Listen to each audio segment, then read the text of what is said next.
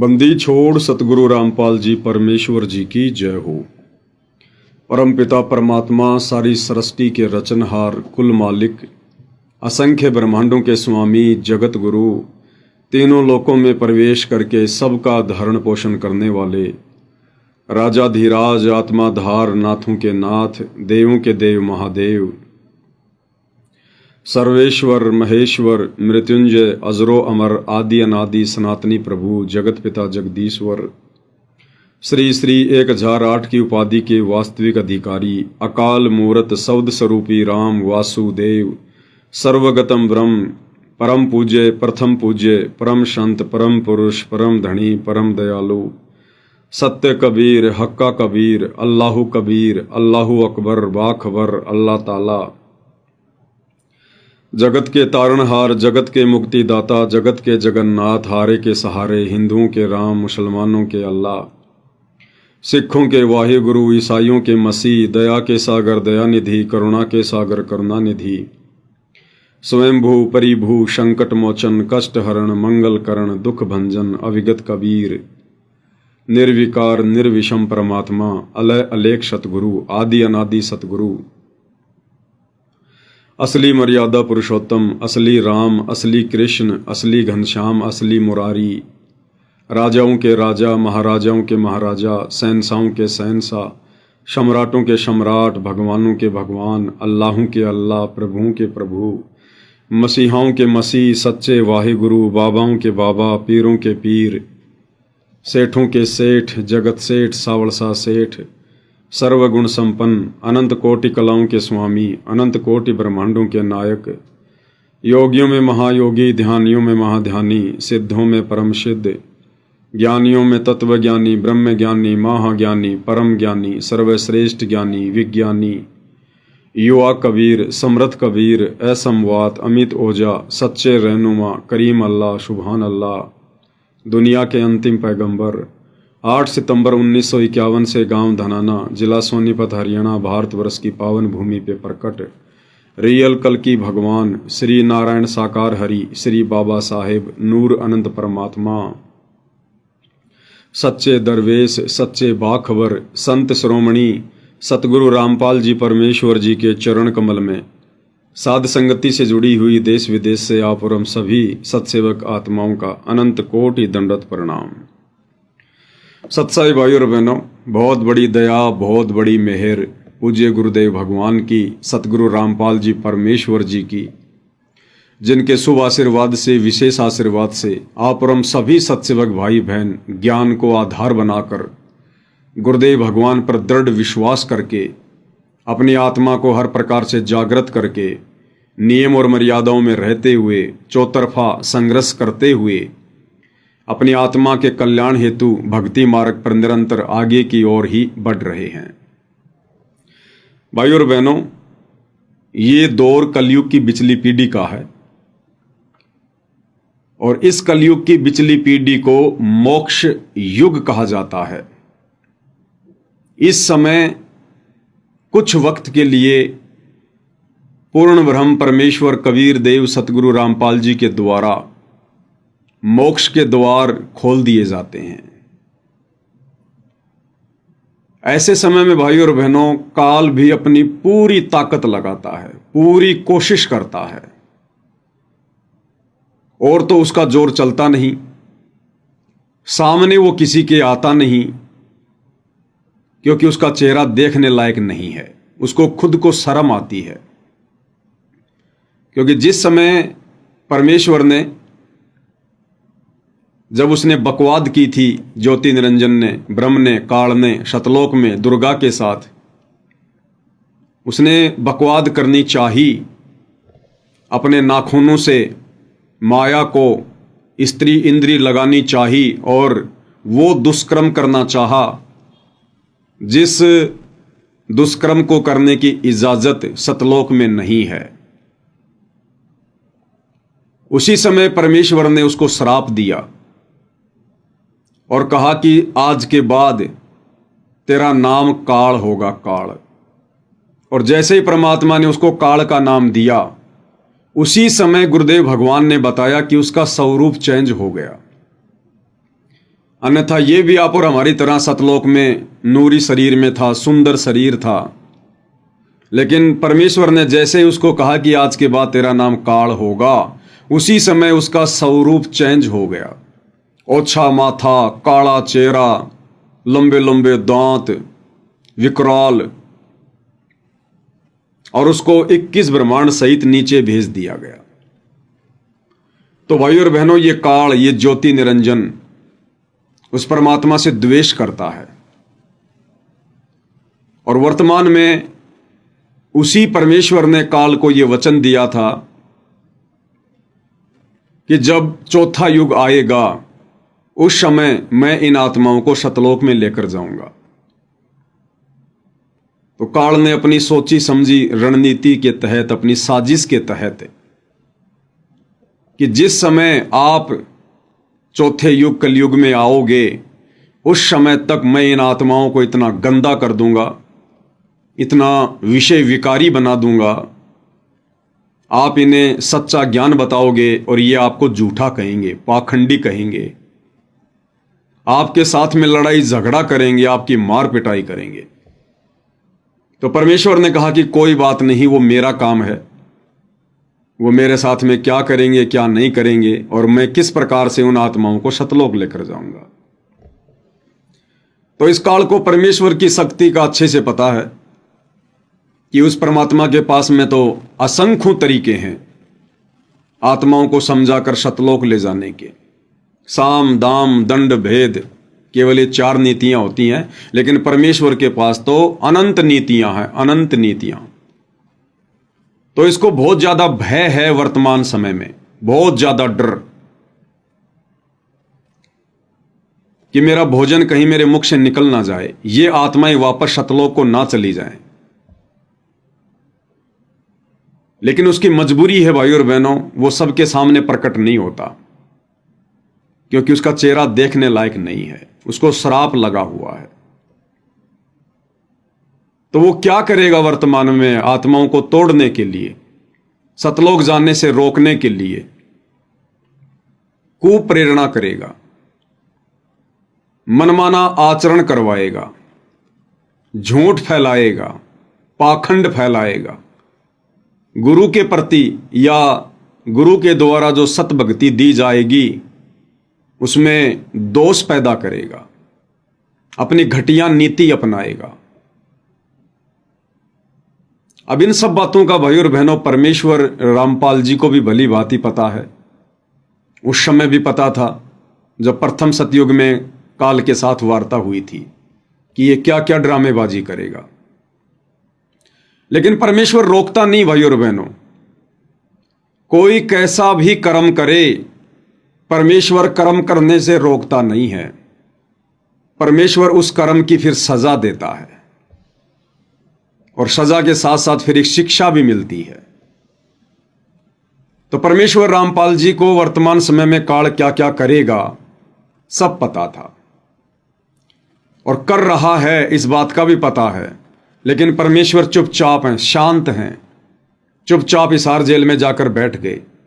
जो उन्होंने पिछले 20-22 वर्षों से बताना था, समझाना था, अध्यात्म का कोर्स हमें देना था, दे दिया, समझा दिया।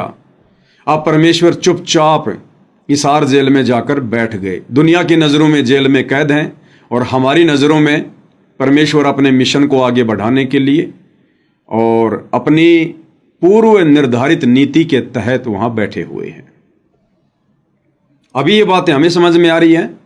2028 के बाद जब दुनिया वालों के विचार हमारे जैसे हो जाएंगे तो उन्हें भी समझ में आ जाएगी। अब परमेश्वर इसको क्यों नहीं रोकते भाइयों और बहनों, इसके पीछे बहुत सारे कारण हैं। सबसे पहला कारण इस काल के साथ किया गया एग्रीमेंट। जो वचन परमात्मा ने दे दिया, परमात्मा फिर उस वचन से पीछे नहीं हटता।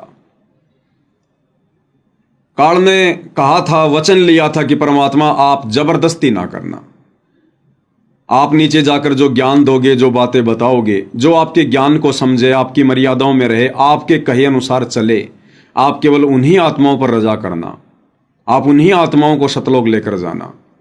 और जो आपसे उपदेश लेकर भी आपकी बातें ना माने या आपसे उपदेश ही ना लें, आप उन्हें बाई फोर्स सतलोक ना लेकर जाना। तो परमेश्वर ने कहा कि तथास्तु, ऐसा ही होगा। और दूसरा कारण यह है भाई और बहनों, आत्माओं के द्वारा किए जाने वाले उन कर्मों में दखल ना देने का, कि परमेश्वर रामपाल जी ने अपने इस सतभक्ति मार्ग को एक लंबे समय तक चलाना है। कई हजारों वर्ष तक इस कलयुग की पिछली पीढ़ी में यह परमेश्वर का भक्ति मार्ग चलेगा।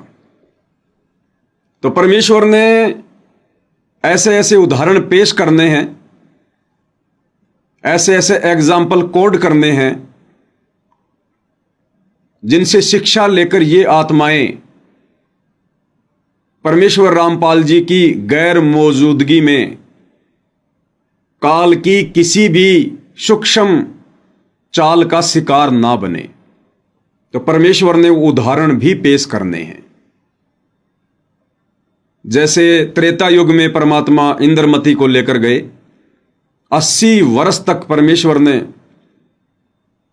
उसको जीवित रखा, बीच में आकर उसको ज्ञान दिया, मंत्र दिया, और जब वो 80 वर्ष की हो गई तब परमेश्वर ने कहा कि बेटी सतलोक चलेगी।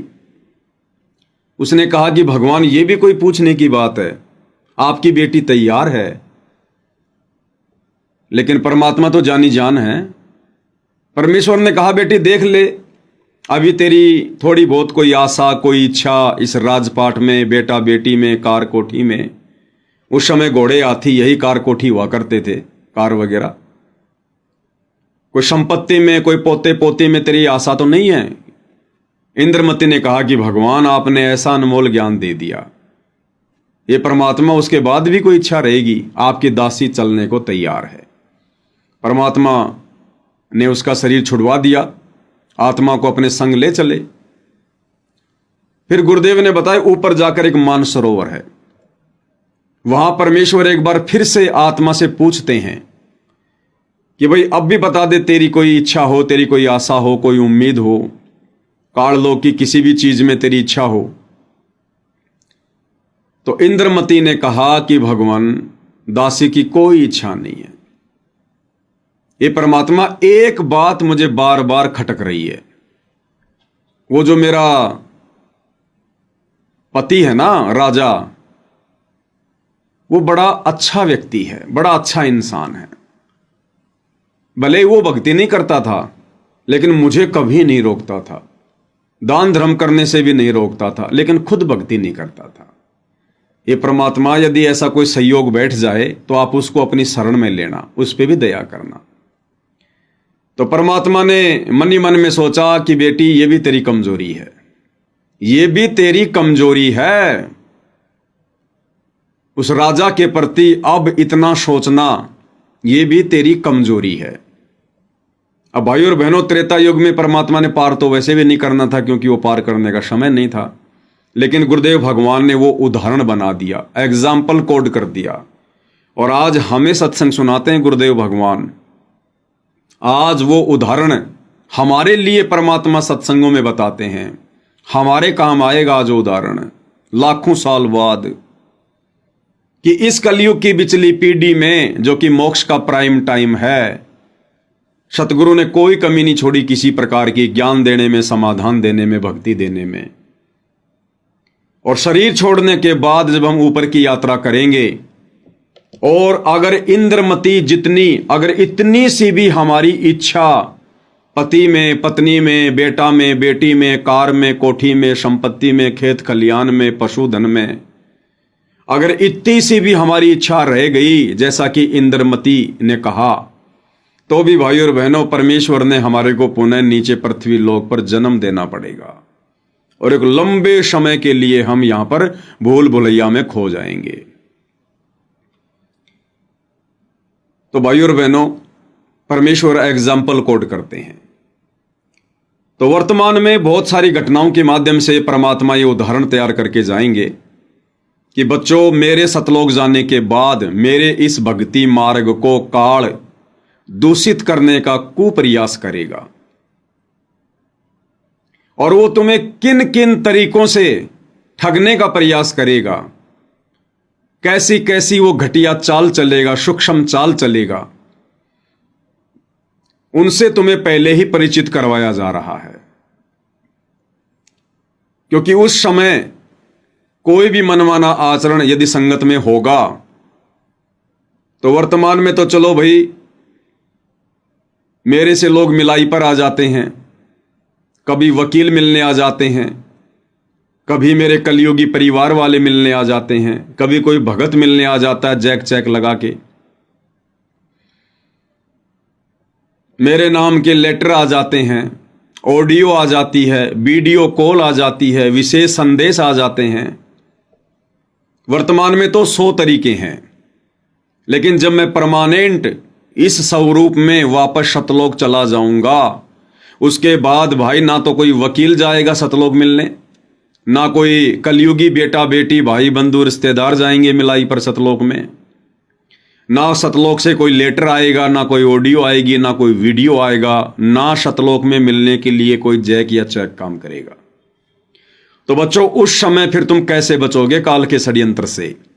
उसके लिए भाई और बहनों परमेश्वर ने वर्तमान में ये एग्जाम्पल कोड करने हैं कि बच्चों ले देकर एक ही चीज को आधार बना लो, और वो है गुरु ज्ञान आधार। यही तुम्हारा एक बचाव का तरीका है, अन्यथा ये काल सारे हथकंडे अपनाएगा। तो भाई और बहनों वो काल, उनमें से बहुत सारे हथकंडे 2014 बरवाला कांड के बाद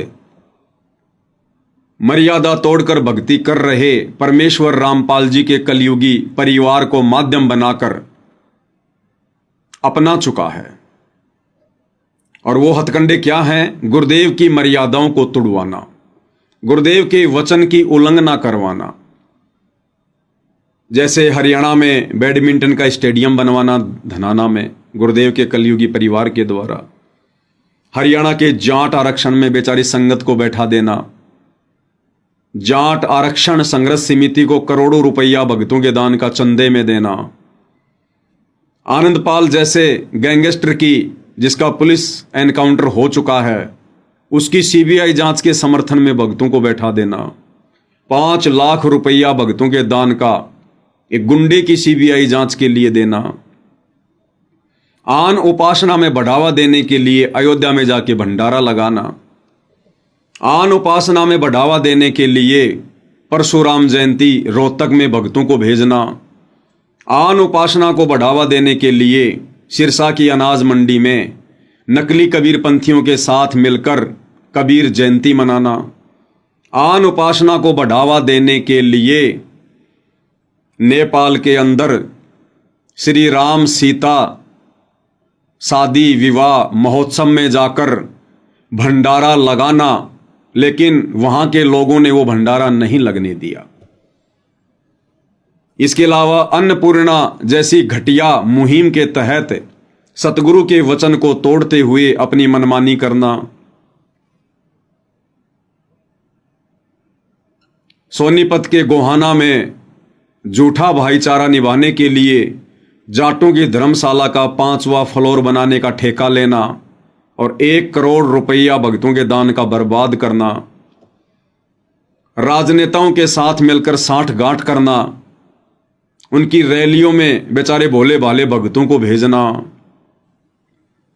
और भी बहुत सारे भक्ति विरुद्ध कर्म जो आप जी 2014 बरवाला कांड के बाद सतलोक आश्रम मैनेजमेंट हरियाणा की तरफ से देख रहे हैं। तो बहुत सारे हथकंडे तो काल अपना चुका है, और परमेश्वर ने सात संगतियों की शुरुआत करके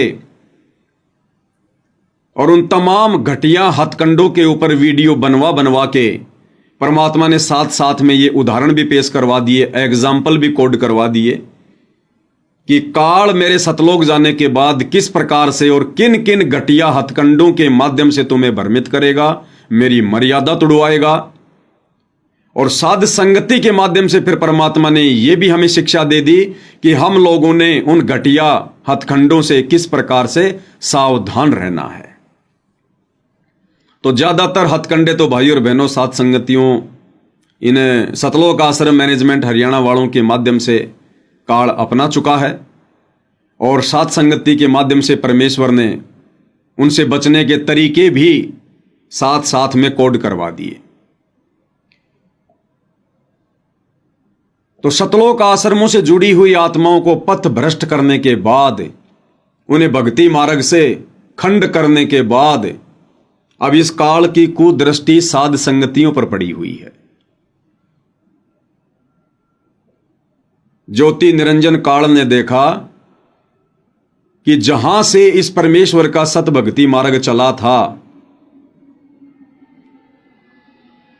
वहां पर जाकर तो मैंने सबको खंड भंड कर दिया, अभंग कर दिया, सबको मैंने भ्रमित कर दिया, सबकी मर्यादाएं तुड़वा दी, सबको नाम रहित करवा दिया। क्योंकि जिसकी मर्यादा टूट जाती है वो नाम रहित हो जाता है, वो निगुरे की श्रेणी में होता है। जो गुरु के वचन को तोड़कर भक्ति भी करता है, वो भले समझे कि मैंने गुरु बना रखा है, लेकिन वो निगुरे की श्रेणी में होता है। तो ये आश्रमों से जुड़े हुए भाई बहन, गुरुदेव का परिवार, ये कोऑर्डिनेटर, ये सब निगुरे हैं, शब्द भी होना है ये। और परमात्मा कहते हैं गुरु के दिल से उतरे वो शब्द भी होना होए, और उसको निश्चय काल घसीट ही फिर राख सके ना कोई। अब इस काल की नजर पड़ गई साध संगतियों पर, सत्सेवक भाई बहनों के ऊपर, कि यहां से जो सतभक्ति मार्ग चल रहा है, अब इन आत्माओं को भी मैं दूषित करूं, प्रदूषित करूं, खंड करूं। अब तरीका उसका वही है भाई और बहनों, इन आश्रम वालों को भी खंडित करने के लिए, मर्यादा तोड़वाने के लिए, पथ भ्रष्ट करने के लिए काल स्वयं नीचे उतर के नहीं आया। जो जो लोग मर्यादा तोड़कर बैठे थे, उन्हीं लोगों में कुप्रेरणा करके उसने अपना जाल फैलाया। अब साध संगतियों में भी वो साक्षात नहीं आएगा, साध संगति में भी वो उन आत्माओं के माध्यम से गंदगी फैलाएगा जो जो आत्माएं साध संगति से जुड़कर भी साध संगति के नियमों में नहीं है, साध संगति की जो मर्यादा है उनमें नहीं है। तो उनके माध्यम से काल अपना प्रपंच फैलाएगा। तो भाई और बहनों, आप और हमने, साथ संगत वाले भाई और बहनों ने विशेष तौर पर सावधान रहना। विशेष तौर पर देखो, ये जो वीडियो दास के द्वारा परमात्मा बनवा रहे हैं भाई और बहनों, ये कोई सामान्य वीडियो नहीं है। इस काल के प्रत्येक षड्यंत्र को काटने वाली वीडियो है ये। और काल के षड्यंत्र को काटना ब्रह्मा विष्णु महेश के बस की बात भी नहीं है। इसका मतलब गुरुदेव भगवान की कितनी बड़ी रजा है हम आत्माओं के ऊपर, जो हम इस काल के प्रत्येक षड्यंत्र के ऊपर वीडियो बना पाते हैं। रोजाना 2-2, 2.5-2.5, 3-3 घंटे हम लाइव आ रहे हैं। अरे एक देश के प्रधानमंत्री को अगर 2 घंटे भाषण देना हो, 10 बार वो पानी पीता है और अपने 10 सलाहकारों से भाषण लिखवाएगा कि कहीं मेरे से बोलने से कोई गलती ना हो जाए।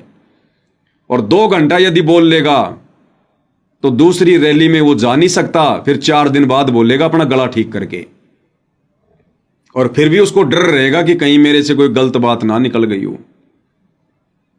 लेकिन साथ संगतियों के माध्यम से परमात्मा नॉन स्टॉप। तो भाई और बहनों, आप और हमारे ऊपर गुरुदेव भगवान की असीम रजा है, मेहर है। तो आप और हमने विशेष तौर पर सावधान रहना है। और साथ संगति के माध्यम से परमात्मा जो भी ज्ञान आधारित गाइडलाइन आप और हमारे तक पहुंचाते हैं, हमने प्रत्येक की पालना करनी है, प्रत्येक की। तो अब साथ संगतियों के माध्यम से भाई और बहनों ये पाखंड फैलाएगा। हालांकि दास पहले इस छोटी सी घटना पर वीडियो बना चुका है, हल्का सा जिक्र कर चुका है। दास नहीं चाहता कि फालतू में पाखंड को और फैलाया जाए, लेकिन फिर भी परमात्मा प्रेरणा कर रहे हैं तो थोड़ा सा भगत भाई बहनों को सूचित किया जाए। हालांकि मैं इन भक्तों के बारे में विशेष तौर पर जानता भी नहीं हूं, और शायद मैं इनमें से ज्यादातर भक्तों से कभी मिला भी नहीं हूं, लेकिन ये लोग कहते हैं कि हम साध संगति से जुड़े हुए हैं। ये साध संगति का लोगो भी लगा के रखते हैं, और इनके जो वीडियो हम देख रहे हैं तो साध संगति के माध्यम से जो पूजा की थाली, परमेश्वर का स्वरूप मुकुट वाला, ये भी हम लोग देख रहे हैं इनके घर पर लगा हुआ। बेड वगैरह भी इन्होंने लगा रखा है।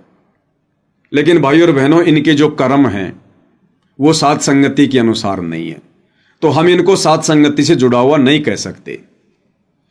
देखो, ये सात संगतियां हैं, ये सतलोक आश्रम मैनेजमेंट हरियाणा वालों के आश्रम नहीं है कि वहां जो मर्जी गंदगी फैलाते रहो, जो मर्जी वहां पर कुबद करते रहो और वहां कोई किसी को कुछ नहीं बोलेगा। साध संगति में यदि जरा भी आपने उल्टी हरकत की, जरा भी आपने अपना मनमाना आचरण किया, यहां पर कोई किसी का दोस्त नहीं, कोई किसी का शत्रु नहीं है। यहां पर तुरंत एक्शन लिया जाता है और उन आत्माओं की गलतियों को, मनमाने आचरण को सार्वजनिक किया जाता है ताकि दूसरी आत्मा भी सजग रहें, सावधान रहें।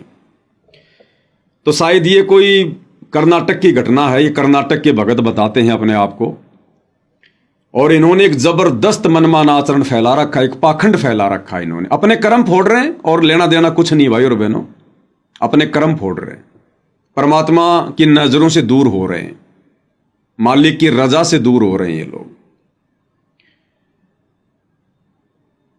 तो हमें तो ये कोई वीडियो वगैरह आए, किसी भगत ने भेजे, इसलिए दास ने इसके ऊपर जिक्र करना उचित समझा।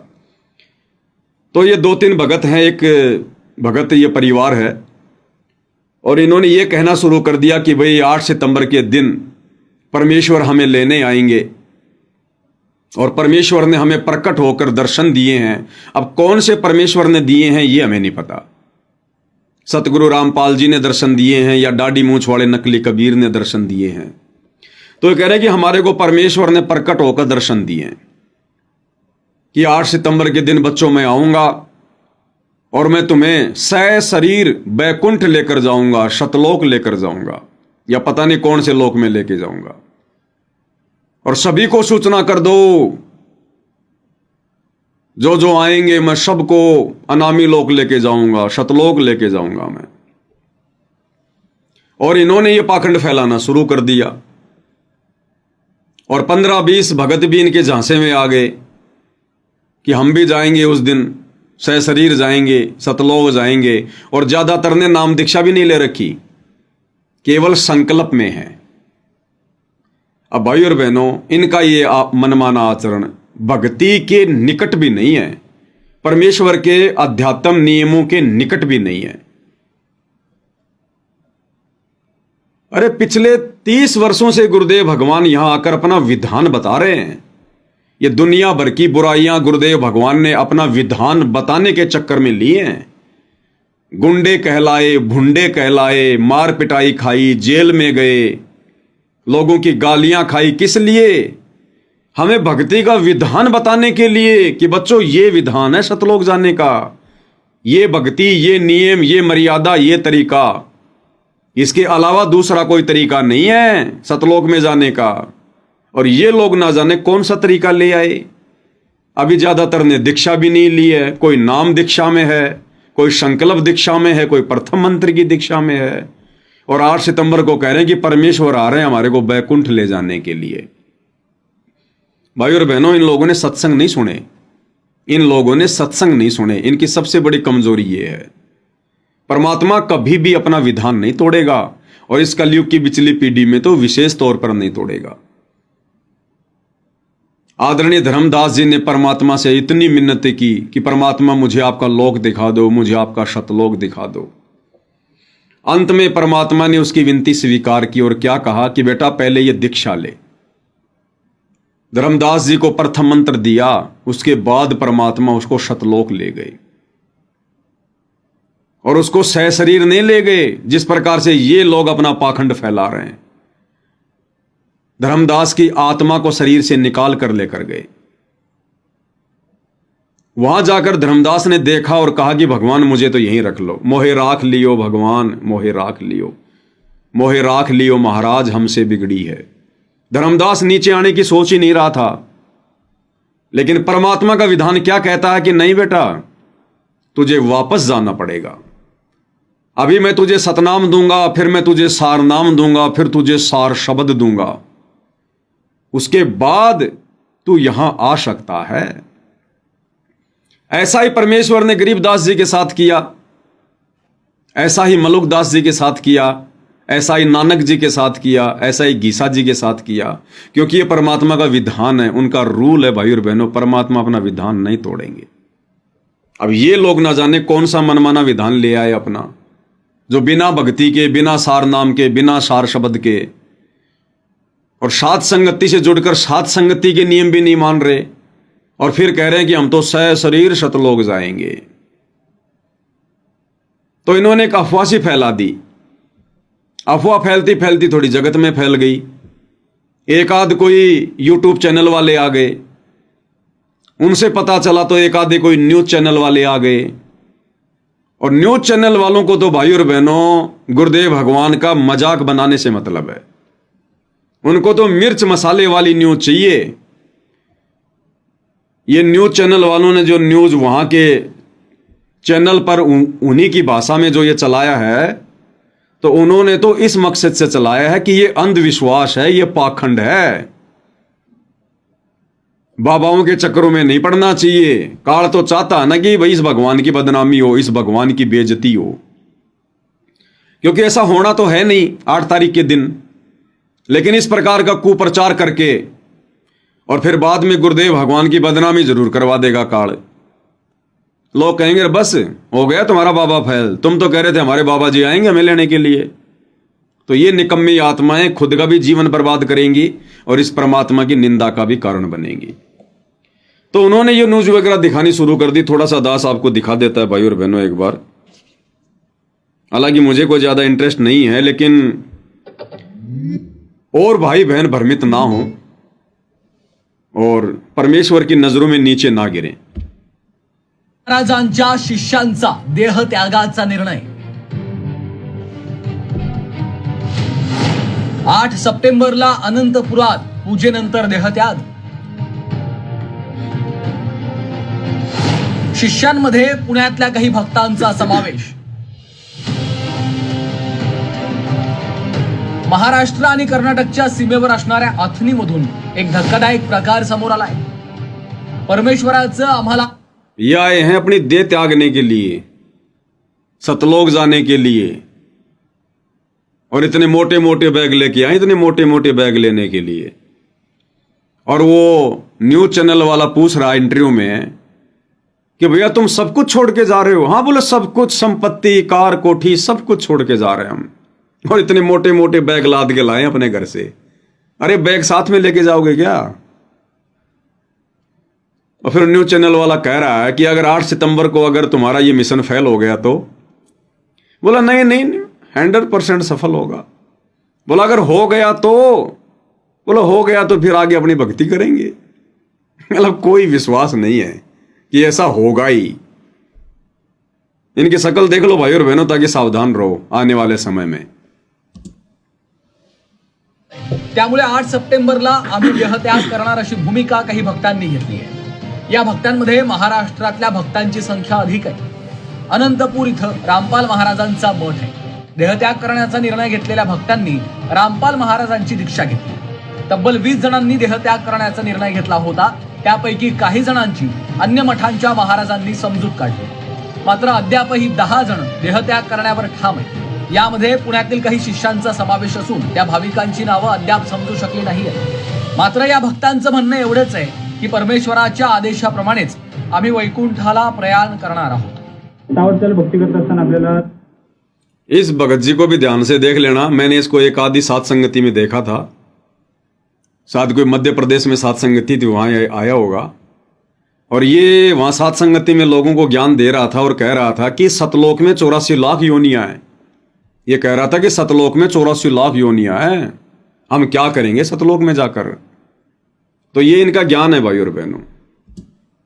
सांगितलेलं आहे की 8 सप्टेंबरला तुम्ही इथून म्हणले नाही, त्यासाठी मी त्या 8 सप्टेंबरपर्यंत तयार होऊन आपल्या कर्मात जाण्यासाठी तयार आहे। आता तिने सांगितलं की आपल्याला बघा गटामध्ये तुला सहशरी घेऊन जातो म्हणले त्यांनी। हां सहशरी घेऊन जातो म्हणले त्यांनी। मग ती परमात्मा आहे, सहशरी घेऊन जाऊ शकते त्यांनी, त्यांचं वचन आहे ते। परमात्मा वचन वाचून भरमड चालले ते, त्यांचं वचन नाश होत नाही। भक्ति करते हैं परमात्मा प्राप्ति करने के लिए। अब परमात्मा को समय आ गया, भक्ति पूरी हो गई, परमात्मा प्रकट होकर बता दिया कि मैं लेके जाऊंगा। आपका फैमिली वगैरह कुछ सब है, बच्चे लोग? नहीं बच्चे नहीं, पीछे हैं। बताओ बच्चों को क्यों नहीं लेके आए भाई? इंटरव्यू देने वाला पूछ रहा है और ये कह रहा है कि परमात्मा का आदेश आ गया सतलोक जाने का यहां से 8 सितंबर के दिन। किसके पास आदेश आया भाई? तुम सबको आदेश दिया क्या परमात्मा ने? वो एक व्यक्ति कह रहा है जिसके घर पर तुम आए हो कि मेरे को गुरुजी ने प्रकट होकर दर्शन दिए, तो नालायको तुम क्यों आ गए वहां पर? तुम्हारे को गुरुजी ने दर्शन दिए हैं क्या? तुम्हारे को गुरुजी ने कहा है क्या? ये होता है मनमाना आचरण, भेड़ चाल, देखा देखी। तो मीडिया वाला जो इंटरव्यू ले रहा है वो कह रहे हैं कि तुम्हारे बच्चे भी जाएंगे क्या? बच्चे भी लाए हो क्या? बोला नहीं नहीं, बच्चे तो घर पे हैं। अरे बच्चों से क्या दुश्मनी है भगवान की? अरे बच्चे बेचारे नादान हैं, अभी छोटे हैं। और तुम अगर 8 सितंबर को चले गए तो बच्चों की आत्मा नहीं रोएगी? बच्चे दुखी नहीं होंगे बेचारे? फिर बच्चों से भक्ति कौन करवाएगा? उनको खाना कौन देगा? उनकी परवरिश कौन करेगा भाई? तो बच्चों को तो ये घर छोड़ के आ गए और खुद ये 8 सितंबर को सतलोक जा रहे हैं। और आदेश दिया होगा तो भगवान ने किसी एक को दिया होगा प्रकट होके। फिर तुम क्यों आ गए यहां पर इतने सारे 15-20 जने? तुम्हें आदेश दिया है क्या? ये तो वो सतलोक आश्रम वालों सी भेड़चाल हो गई। गुरुजी के लड़के कहते कि हमारे को गुरुजी ने आदेश दे दिया राजनीति करने के, और लाखों की संगत उमड़ पड़ी। ये तो भेड़चाल है, देखा देखी है ये तो। सुनिए आगे। कुछ नहीं, मतलब यहाँ से कोई इच्छा ही नहीं करना है ना। भगवान को पास जो जाएगा, मतलब जो भक्ति करेगा, जो संसार में रहना चाहेगा, उसको भगवान थोड़ी लेके जाएंगे। जो यहाँ से इच्छा हटाएगा, प्रॉपर्टी कुछ नहीं, सब मतलब ये सब सच्चाई है। आप सब सच्चाई है, सब सच्चाई। 8 तारीख को मतलब सबको पता चलेगा, क्योंकि भगवान प्रकट होके बताए थे। प्रकट होगा, नहीं होगा तो होंगे ना 100%। भगवान की बात 100% होगा। आप जो बोल रहे हो होगा, लेकिन नहीं होगा तो हमारे हिसाब से 100% होगा, और आप लोगों के हिसाब से नहीं होगा तो फिर भक्ति करेंगे। त्यांच्या या निर्णयापासून मीडिया वाला कह रहा अगर नहीं हुए तो भगवान प्रकट है। बोला होगा, 100% होगा। बोला नहीं हुए तो? बोले हमारे हिसाब से तो होगा, और तुम्हारे हिसाब से अगर नहीं हुआ तो फिर आगे अपनी भक्ति करेंगे। ये तो इनके स्टेटमेंट है। वृत्त करण्याचे प्रयत्न प्रशासनानं सुरू केले। काही भाविकांचं मतपरिवर्तन करण्यात यश आलं असून परराज्यातून आलेल्या भाविकांना पुन्हा एकदा आपल्या घरी पाठवण्यात आलंय। मात्र पुण्यातल्या भक्तांची नावं अद्याप समजू न शकल्यानं त्यांचा शोध घेणं आव्हानात्मक ठरत आहे। पोलिसला जाऊन सांगा, पोलीस कंप्लेंट करायची। हा मग प्रशासन कुठे घेणार आहे? नाही कुठे घेणार आहे? तिथल्या प्रशासनाने, तिथल्या कलेक्टरांनी लक्ष घातलं पाहिजे तात्काळ। दरम्यान अनीस संस्थेनं ये वहां के अधिकारी हैं कुछ, ये कह रहे हैं कि अगर वो प्यार से मान जाएंगे तो ठीक है, नहीं उनको उठा के जेल में पटकेंगे, उनके ऊपर कानूनी कार्रवाई करेंगे। ऐसे हम लोग आत्महत्या नहीं करने देंगे। तो कोई बात नहीं भक्तों, भगवान तो जेल से भी ले जाएगा, कौन सी बड़ी बात है। अगर भगवान तुम्हें घर से ले जा सकता है, तुम्हारा शरीर छुड़वा सकता है, तो भगवान तो जेल में भी शरीर छुड़वा देगा, कौन सी बड़ी बात है। तो ये है भाई और बहनों एक ड्रामा, एक नौटंकी, एक पाखंड। अब देखो इसमें दो बातें भाई और बहनों, क्योंकि साथ संगति में चर्चा होती है ज्ञान आधार से।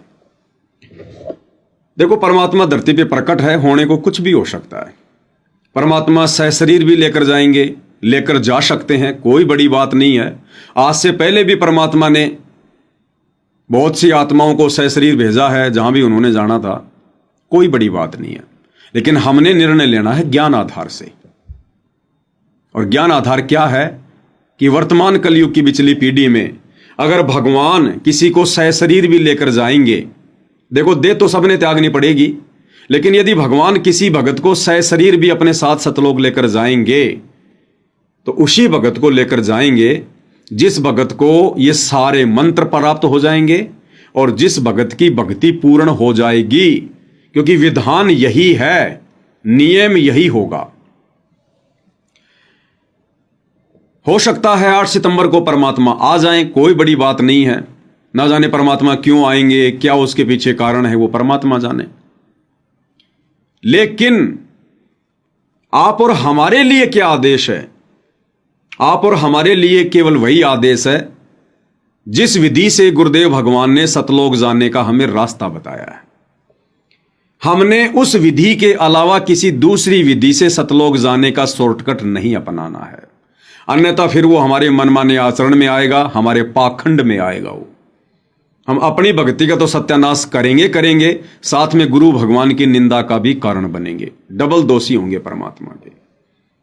ये उदाहरण पेश हो रहे भाई और बहनों, ध्यान रखना आने वाली आत्माओं के लिए। ये चाहे चले जाएं सतलोक, कोई बड़ी बात नहीं, ये चले जाएं 8 तारीख को अनामी लोग चले जाएं, बैकुंठ में चले जाएं, ये कहीं भी चले जाएं, हो सकता है इनको परमात्मा ले जाए, इनको 10 दिन बाद में वापस भी छोड़ दे, या हो सकता है इनको कहीं और बैठा दे, मिनी सतलोक में बैठा दे, इनको बैकुंठ में बैठा दे, इनको स्वर्ग में बैठा दे। अगर ऐसा हो भी गया तो वो बाकी संगत की परीक्षा के लिए, एक एग्जाम्पल कोड करने के लिए, क्योंकि ये जो वर्तमान में कर रहे हैं ये है इनका मनमाना आचरण। ये तो अपनी भक्ति का सत्यानाश कर ही चुके हैं, इसमें कोई दो राय नहीं है। अगर इनको गुरुजी आकर लेकर भी गए तो भी इन्होंने अपना ये जीवन तो जो है बर्बाद कर दिया, क्योंकि ये इनकी ये परीक्षा है। अगर वास्तव में इन लोगों के अनुसार गुरुजी ने इन लोगों को ऐसा कोई आदेश दिया है प्रकट होकर, तो ये इन लोगों की परीक्षा है, जिस परीक्षा में ये फेल हो चुके हैं। जैसे परमात्मा ने कहा था कि मेरे सर में जूते मारो, तो इन्होंने तो जूते मारने वाली हकीकत में इन्होंने जूते मार दिए। बुद्धि विवेक का इस्तेमाल करना था, लेकिन इन्होंने कोई बुद्धि विवेक का इस्तेमाल नहीं किया। अगर इन लोगों के अनुसार गुरुजी ने प्रकट होकर कहा है तो, और यदि फिर इन लोगों ने इस प्रकार से यह बात फैलानी शुरू कर दी है, तो यह इनका मनमाना आचरण है। इन्होंने गुरुदेव भगवान के सर में जूते मारे, फिर अपना बुद्धि विवेक इन्होंने नहीं लगाया। अब आप और हमारी क्या परीक्षा है कि हमने तो परमेश्वर के विधान के अनुसार ही सतलोक जाने की तैयारी करनी है। दूसरा शॉर्टकट हमने नहीं अपनाना, चाहे रोज हमारी आंखों के सामने सैकड़ों भगत आसमान में उड़ते हुए जाएं। हमने मन में जरा सा भी विक्षेप पैदा नहीं करना, जरा भी हमारे मन में कच्चापन नहीं आना चाहिए कि कहीं मैं रह जाऊं, कहीं हम रह जाएं, ये बाकी सब जा रहे हैं, सब जा रहे हैं। पूरी धरती खाली हो जाए और यदि ये पवनदास अकेला बच जाए तो भी उसी विधि से सतलोक जाने की सोचनी है, जिस विधि से गुरुदेव ने अपने सत्संग रूपी विधान में हमें बताई है। दूसरी बात भाई और बहनों, मान लीजिए 8 सितंबर को ये आसमान में उड़ गए, या इन्होंने देह त्याग दी, या इनको ले गए, जैसा भी है, फिर ये आने वाली आत्माओं के लिए एक एग्जाम्पल कोड हो रहा है। क्या कि इनके 8 सितंबर के दिन इस धरती से जाने के बाद भी किसी भी आत्मा के मन में ये जरा भी दोष या विक्षेप या ये कच्चापन नहीं आ जाए कि भाई वो भगत तो सही कह रहे थे, अरे वो कर्नाटक वाले भगत तो सही कह रहे थे, भाई गुरुजी आएंगे लेकर जाएंगे, गुरुजी आएंगे लेकर जाएंगे, और देखो उनको तो ले गए, और हम तो भाई इस पवनदास की बातों में आ गए, इसलिए हम वहां नहीं जा पाए और हमारा तो सत्यानाश हो गया। अगर इतना भी अगर मन में दोष आ गया, अगर वास्तव में ये चले गए 8 सितंबर को सह शरीर या शरीर छोड़कर, और यदि उसके बाद इतना भी मन में अगर विक्षेप आ गया, तो फिर उसी समय फैल। दास बार बार कहता है, और गुरुदेव भगवान ने यही बताया है कि बच्चों, जब तक तुम्हें सृष्टि रचना समझ में नहीं आएगी, तुम अध्यात्म को समझ ही नहीं सकते। यह काल तुम्हें 10 साल बाद भ्रमित कर देगा, 20 साल बाद भ्रमित कर देगा, अगर तुमने सृष्टि रचना को ढंग से नहीं सुना तो। यह हमारी परीक्षा है वर्तमान में कि 8 सितंबर को मान लीजिए अगर ये चले भी गए तो भी हमारे मन में विक्षेप नहीं आना चाहिए, वरना फिर हमारा भी सत्यानाश होकर रहेगा। हम भी परमात्मा की नजरों से गिर जाएंगे। कैसे? इस काल ने सतलोक में पाखंड किया, मनमाना आचरण किया, इसने तप करना शुरू कर दिया। और बहुत सारे भगत भाई बहन जो आज इसी 21 ब्रह्मांड में धक्के खा रहे हैं, सतलोक की तुलना में तो 10-20 थे, बहुत कम थे, मुट्ठी भर थे। जैसे वर्तमान में इन भाई बहनों के चक्करों में कोई 15-20 भगत आए हैं, तो सत्सेवक भाई बहन तो हजारों की संख्या में, लाखों की संख्या में हैं, लेकिन ये 15-20 लोग, यानी मुट्ठी भर लोग जो इनके चक्कर में आ गए। इसी प्रकार सतलोक में जब काल पाखंड कर रहा था, तो सतलोक में जितनी जनसंख्या है उसकी तुलना में मुट्ठी भर लोग उस काल के चक्कर में आ गए, उसके साथ यहां आने के लिए। क्योंकि परमेश्वर ने बताया कि बच्चों, इस 21 ब्रह्मांड में कितनी आत्माएं हैं तुम काउंट नहीं कर सकते। 1 ग्राम खून के अंदर लाखों आत्माएं हैं। हवा के अंदर पता नहीं कितनी आत्माएं, काउंटिंग नहीं कर सकते। बरसात के समय कितने कीड़े मकोड़े उत्पन्न हो जाते हैं। हर एक पेड़ पौधे के ऊपर, फूलों के ऊपर, पत्तों के ऊपर अनगिनत जीव हैं। सूक्ष्म जीवों की गिनती नहीं है। 84 लाख योनियों में कितने जीव पड़े हैं, मनुष्य योनि में कितने पड़े, देव योनि में कितने, गंधर्व, यक्ष, किन्नर, गिनती नहीं है। लेकिन सतलोक की तुलना में ये कितने के हैं? गुरुदेव ने बताया कि जैसे एक बहुत बड़ा महल है, बहुत बड़ा महल, और उस महल के एक कोने में एक माचिस की डिब्बी रख दो। उस माचिस की डिब्बी में जितने दाने होंगे, जितनी तिलियां होंगी, इतने जीव इस 21 ब्रह्मांड में हैं। तो काल के ऊपर आसक्ति व्यक्त कर दी और 21 ब्रह्मांड में नीचे आ गए। ठीक है। उसके बाद गुरुदेव ने सृष्टि रचना में क्या बताया? उसके बाद में अक्सर पुरुष चिंतित रहने लगा, ये सोच सोच कर कि वो तो गए, और ना जाने भाई वो क्या मौज लूट रहे होंगे, क्या लूट रहे होंगे, कितना आनंद मना रहे होंगे। उस काल की चिंता सताने लगी अक्सर पुरुष को, साथ में अन्य बहुत सारी आत्माएं कि हम तो रह गए भाई, हम तो मौका चूक गए। और बहुत सारी आत्माएं अक्सर पुरुष के ऊपर फिदा हो गई, क्योंकि वो सार नाम का सहज समाधि लगाकर वो जाप करने लगा। और टारगेट क्या था? दिमाग में 24 घंटे ज्योति निरंजन बैठा रहता था कि काश मैं भी चला जाता, मैं भी चला जाता, मैं भी हाथ खड़ा कर देता, पता नहीं क्या मौज लूट रहा होगा। तो काल के सतलोक से जाने के बाद, यानी यहां आने के बाद, उसके प्रति अक्सर पुरुष चिंतित होने लगा, सोचने लगा, और बाकी ढेर सारी आत्मा सोचने लगी, चिंतित होने लगी। फिर क्या किया परमात्मा ने उन सबके साथ में? उस अक्षर पुरुष को भी अपने सतलोक से निकाल दिया, और बाकी जितनी भी आत्माएं थी उनको भी परमेश्वर ने सतलोक से निकाल दिया। और सतलोक के एक कोने में अलग से उसको 7 शंख ब्रह्मांड दे दिए और एक बाउंड्री बना दी कि तुम सतलोक में प्रवेश नहीं कर सकते। बात वही है, काल को 16 संकोच की दूरी पर भेज दिया, एक बाउंड्री बना दी, ये भी नहीं जा सकता। और अक्सर पुरुष के लोगों की भी एक बाउंड्री बना दी, वो भले वही हैं एक कोने में, लेकिन वो अपनी मर्जी से कोई वहां सतलोक वापस नहीं जा सकता। इसी प्रकार यदि 8 सितंबर को जो पाखंड ये लोग मचा रहे हैं, जो कर रहे हैं काल प्रेरणा से, अगर मान लो किसी भी कारणवश परमेश्वर ने हमारी परीक्षा लेने के लिए, आगामी आत्माओं को झटका देने के लिए, क्योंकि परीक्षा इनकी भी थी, इन्होंने अपना बुद्धि विवेक लगाए नहीं, और परमेश्वर ने एग्जाम्पल भी कोड करना होता है। तो मान लो 8 सितंबर को अगर ये उड़ते हुए भी दिखाई दे गए किसी को, या दे भी इन्होंने त्याग दी, तो भाई और बहनों, हमने अक्सर पुरुष जैसी गलती नहीं करनी, फिर बाकी आत्माओं जैसी गलती नहीं करनी फिर कि हे भगवान, ये तो पवनदास ने वीडियो बना के रोक दिया, नहीं तो हम तो जाने वाले थे। वो अक्सर पुरुष और उसके साथ आने वाले आत्माओं को फिर क्या टिंडे मिले, ये भी सृष्टि रचना में देख लेना। फिर तो ये गलती हमने भूल के भी नहीं करनी भाई और बहनों। हमने इस भक्ति मार्ग पर गुरुदेव के ज्ञान को आधार बनाकर इतना दृढ़ होना पड़ेगा कि भले ही इस विधि से, जो विधि गुरुदेव के सत्संगों में नहीं है, ये लोग जो विधि बता रहे हैं ऊपर के लोकों में जाने की, ये विधि गुरुदेव के सत्संगों में नहीं है, गुरुदेव के भक्ति विधान में नहीं है। अगर परमात्मा किसी को सतलोक भी ले जाएगा या देह छुड़वा कर ले जाएगा जैसे भी, तो भक्ति विधान के अनुसार ही ले जाएगा, सार शब्द देकर, सार नाम देकर, उसके बाद ही परमात्मा लेकर जाएगा। और कोई विधि नहीं है सतलोक जाने की। तो इस विधि के अलावा अगर पूरी पृथ्वी भी खाली हो जाए और काल हमें दिखा दिखा कर लेकर जाए, या सतगुरु हमें दिखा दिखा कर आत्माओं को लेकर जाए कि देख लेना भैया, देख ले कितने गए, और देख ये लेके जा रहा मैं जहाज भर के, और देखना मैं परसों फिर आऊंगा, अपना मूड चेंज कर लेना भाई, देख लेना भाई तेरे को क्या करना, 2 दिन का टाइम है तेरे पास। भाई और बहनों, यदि पूरी पृथ्वी भी खाली रह जाए और यदि हम अकेले बच जाएं, तो भी हम लोगों ने परमेश्वर के विधान के खिलाफ सतलोक जाने की नहीं सोचनी है। ध्यान रखना, ये कलयुग की विचली पीढ़ी है, अन्यथा गुरुदेव भगवान के सत्संग फेल हो जाएंगे।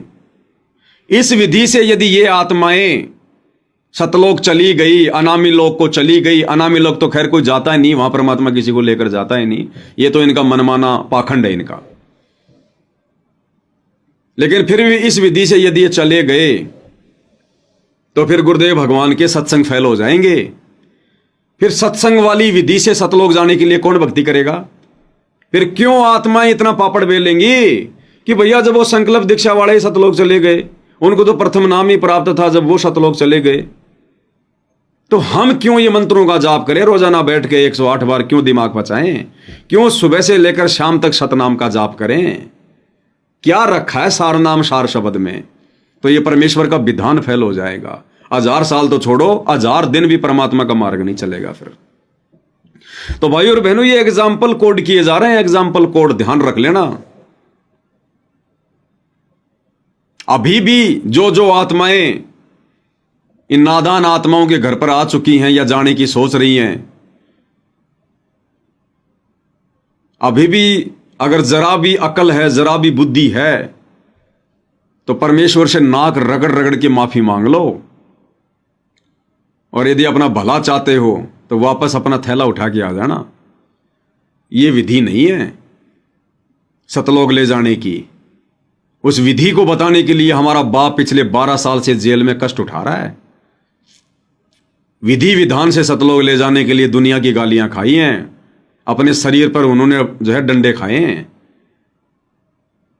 ये इतना आसान नहीं है कि तुम्हारे को फुर्र देसी जो है परमात्मा उड़ा देंगे। 4 दिन भक्ति करो और फुर्र देसी उड़ा देंगे परमात्मा। ये दोनों स्थितियां भाई और बहनों ध्यान रखना। ये काल हमें भ्रमित ही करने का प्रयास करेगा। काल नहीं करेगा तो परमात्मा जानबूझ के आप और हमारी परीक्षा लेंगे।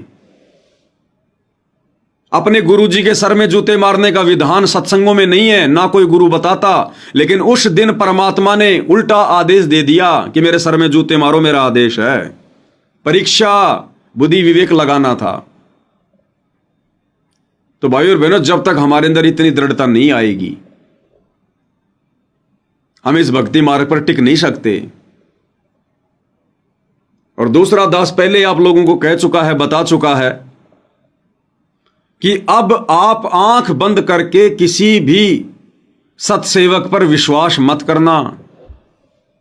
ये लोगो देखकर कि इसने व्हाट्सएप पर सात संगति का लोगो लगा रखा है, लोगो तो इन्होंने भी लगा रखा है, सात संगति वाली फोटो भी लगा रखी है परमात्मा की मुकुट वाली, इन्होंने बेड भी लगा रखा है। काम तो सारे ये सत्सेवक वाले कर रहे हैं और मनमाना आचरण पूरा का पूरा ये काल वाला कर रहे हैं। तो दास आपको ध्यान हो भाई और बहनों, इस घटना से पहले भी दास जिक्र कर चुका था कि भाई और बहनों, अब ये काल सात संगतियों में षड्यंत्र रचेगा। अब ये सात संगत वालों को तोड़ने का प्रयास करेगा, भ्रमित करने का प्रयास करेगा। और सात संगति तो भैया ट्रेनिंग सेंटर है। यहां तो आत्माएं सफल भी होंगी और असफल भी होंगी। जो योग्य नहीं होगी उसको परमात्मा बाहर निकालेगा। तो छटनी भी तो साथ साथ चलेगी, तो ये छटनी भी तो होगी ऐसी निकम्मी आत्माओं की। तो अब ये काल सात संगति में पाखंड फैलाएगा और कहीं जगह नहीं है। वो बाकी तो सब पाखंड ही पाखंड है। आश्रमों में पाखंड फैला दिया, सबकी मर्यादा तोड़वा दी, मनमाना आचरण करवा दिया। जगत वाले काल की गोद में बैठे ही हैं।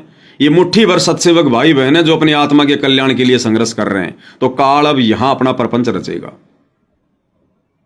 तो अब भाई और बहनों, हमने आंख बंद करके ये सोचकर किसी पर भी विश्वास नहीं करना है कि इस भगत की व्हाट्सएप पर सात संगति का लोगो लगा हुआ है, ये तो बहुत पुराना भगत है, ये तो हर सात संगति में आता है, इसकी फेसबुक पर सात संगति का लोगो लगा हुआ है, ये तो बहुत अच्छी बात करता है।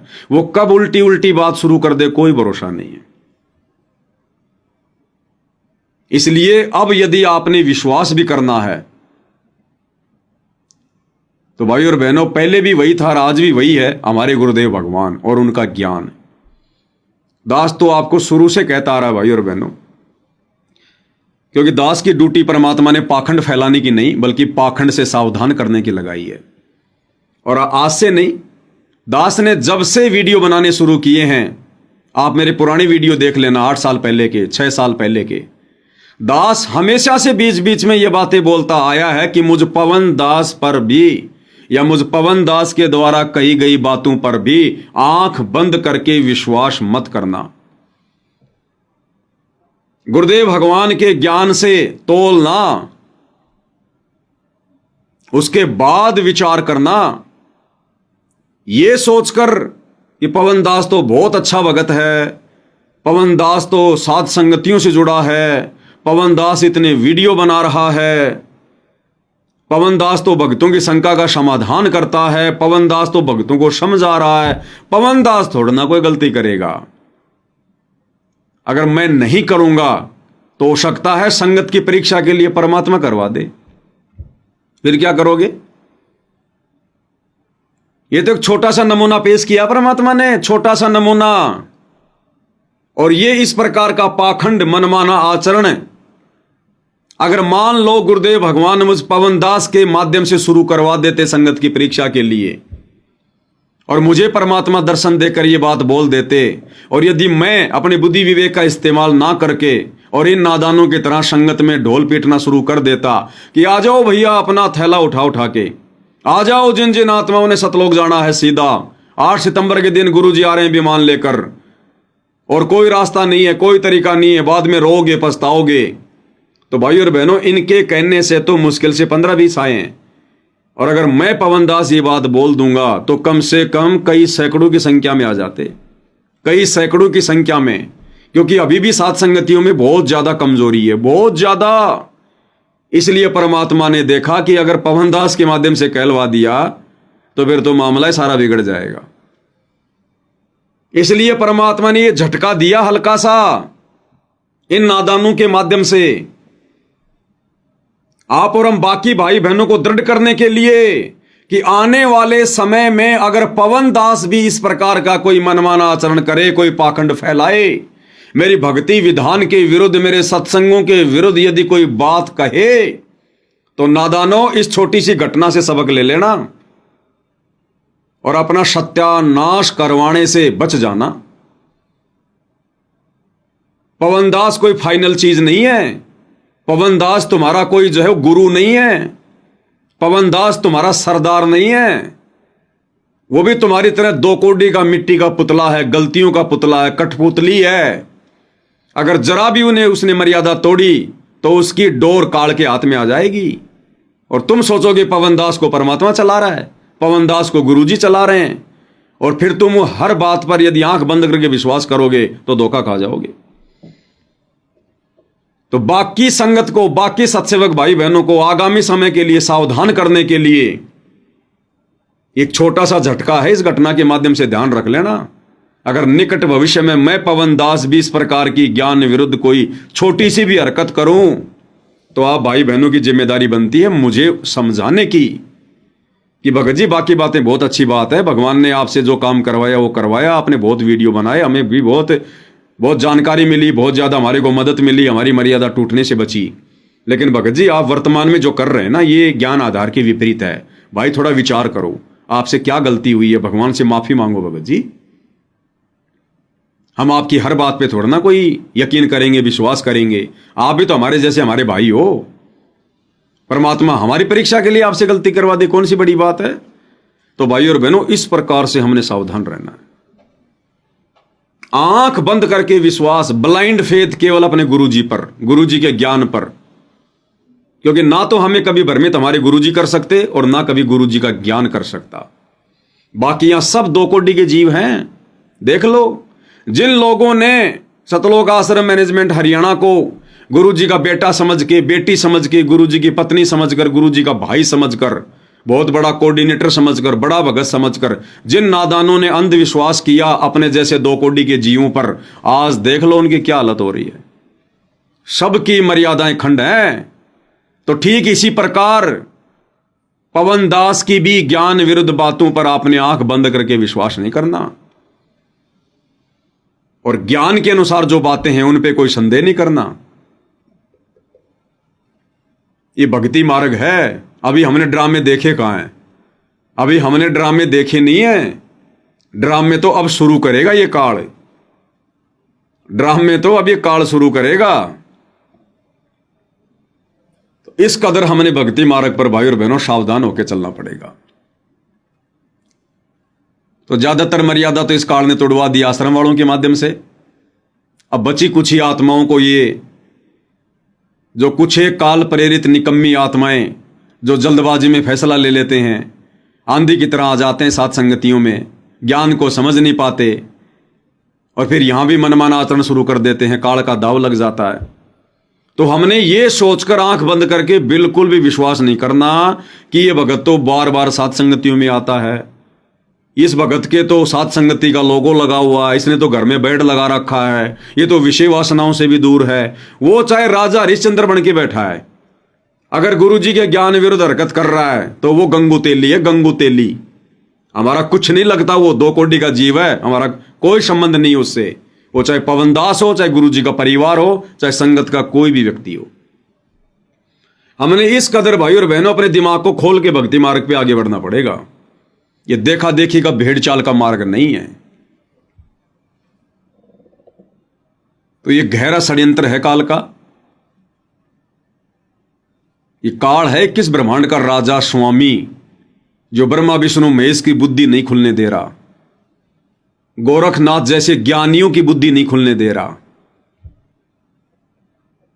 फिर आप और हम 2 कोटि के जीव हैं क्या? तो भाई और बहनों, अंत में ज्ञान आधार ना कोई पवनदास, ना कोई शतलोक आश्रम मैनेजमेंट वाला, ना कोई बड़ा भगत, ना कोई छोटा भगत, ना कोई जूनियर भगत, ना कोई सीनियर भगत। इस भक्ति मार्ग में यदि कोई बड़ा है, कोई सीनियर है, तो केवल हमारे गुरुदेव भगवान। हमारा बाप, अंतिम फैसला हमारे बाप के वचनों को लेकर किया जाएगा, सत्संगों को देखकर किया जाएगा। किसी भगत के विचारों से अंतिम फैसला नहीं होगा। भगत यदि भक्ति मर्यादा में रहते रहते हमें अच्छी अच्छी बातें बता रहा है, ज्ञान की बातें बता रहा है, विश्वास बढ़ाने वाली बातें बता रहा है, तो ग्रहण करो, जीवन में अमल करो। लेकिन जिस दिन कोई भगत जरा भी ज्ञान से हटकर अपना मनमाना आचरण थोपने का प्रयास करे, लड़ना नहीं, झगड़ना नहीं, मनमुटाव नहीं करना, हाथ जोड़ लो कि भगत जी मैं आपकी इन बातों से सहमत नहीं हूं, आपकी इन बातों से सहमत नहीं हूं। क्योंकि भगत वही है जो सार सार को ग्रहण कर ले और थोता दे उड़ाए। तो भाई और बहनों, परमपिता परमेश्वर सतगुरु रामपाल जी भगवान ने दास को प्रेरणा की।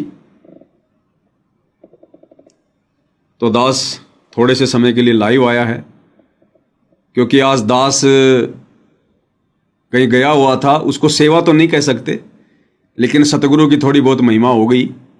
2 4 5 शब्द परमात्मा ने वहां बैठा कर गवा दिए, जिस कारण से आज दास सुमरण नहीं कर पाया। 10 15 20 ही सुमरण हो पाए हैं। तो सुमरण करना भी बहुत जरूरी है। अकेले वीडियो बनाने से, सेवा करने से बात नहीं बनेगी। इस दास को परमात्मा ये बुद्धि इसीलिए बख्श रहे हैं, सेवा के लिए इसीलिए खड़ा कर रखे हैं, क्योंकि परमात्मा दास से भक्ति भी बराबर करवा रहे हैं। रोजाना कम से कम 1 घंटा या 1.5 घंटा, कभी कभी 2 घंटा बैठकर सतनाम का सुमरण होता ही होता है। शुरू में तो बड़ी दिक्कत आ रही थी, बड़ी मुश्किल से 10 मिनट 5 मिनट होता था, लेकिन परमात्मा दया करते हैं जब हमारा नीयत साफ होती है। तो दास के पास समय है, इसलिए दास बैठकर आराम से ध्यान से सुमरण करता है। मालिक का आशीर्वाद है। काम धंधा होगा तो भी समय निकालेंगे बैठकर सुमरण करने के लिए, क्योंकि खाते पीते नहाते धोते ये वाला सुमरण हमारे मोक्ष में काउंट नहीं होगा। तो सुमरण भी जरूरी है। कम से कम 1 माला प्रथम मंत्र की बहुत जरूरी है, जो आज दास ने नहीं करी, लेकिन अब परमात्मा करवाएंगे। कम से कम 1-1.5 घंटे का बैठकर सतनाम का सुमरण आज नहीं हो पाया, तो परमात्मा अब करवाएंगे। इसलिए दास ज़्यादा समय लाइव नहीं आएगा, क्योंकि भक्ति प्रथम है। सेवा 2 दिन बाद हो जाए कोई बड़ी बात नहीं, लेकिन भक्ति प्रथम है। भक्ति है तो परमात्मा प्रेरणा करेंगे, परमात्मा साथ रहेंगे, परमात्मा रक्षा करेंगे, परमात्मा बचाव करेंगे, परमात्मा मार्गदर्शन करेंगे, अपना आशीर्वाद बना के रखेंगे। और भक्ति को छोड़कर सेवा में लग गए तो भाई और बहनों, यहां पर कोई किसी का साथी नहीं है। तो अपनी भक्ति और अपनी मर्यादा सबसे पहले, सबसे आगे, बाकी दुनिया पीछे। तो आज के वीडियो में दास केवल इतनी सी जानकारी के लिए लाइव आया था। कल परमेश्वर के आशीर्वाद से फिर हाजिर होंगे। तब तक गुरुदेव भगवान हमें आज्ञा दे, आशीर्वाद दे, हमारा मार्गदर्शन करें। बंदी छोड़ सतगुरु रामपाल जी परमेश्वर जी की जय हो।